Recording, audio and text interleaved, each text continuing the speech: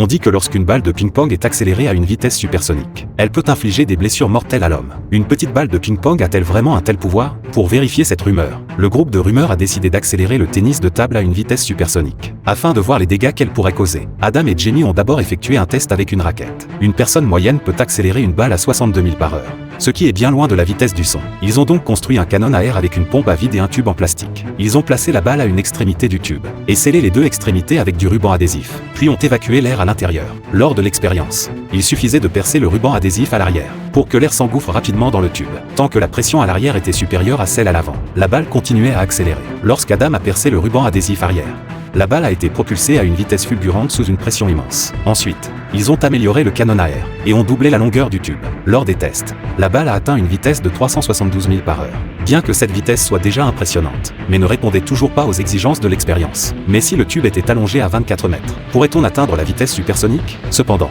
lorsqu'Adam a percé le ruban adhésif, la balle s'est arrêtée à la sortie, car le tube trop long a permis à l'air de s'infiltrer devant la balle, équilibrant ainsi la différence de pression. Des caméras à haute vitesse ont révélé que la vitesse de la balle était maximale à 9 mètres. Adam a donc scié l'excédent de tube, et a ajouté une chambre à haute pression à l'arrière. Ils ont appliqué une pression de 500 000 pascal au tube, permettant à la balle d'atteindre une vitesse encore plus élevée. Cette fois, la balle a atteint une vitesse effrayante de 774 000 par heure. Ensuite, ils se sont rendus sur le terrain d'essai pour élargir l'expérience. Quel degré de dégâts un tube de 46 mètres pourrait-il causer en propulsant une balle de ping-pong?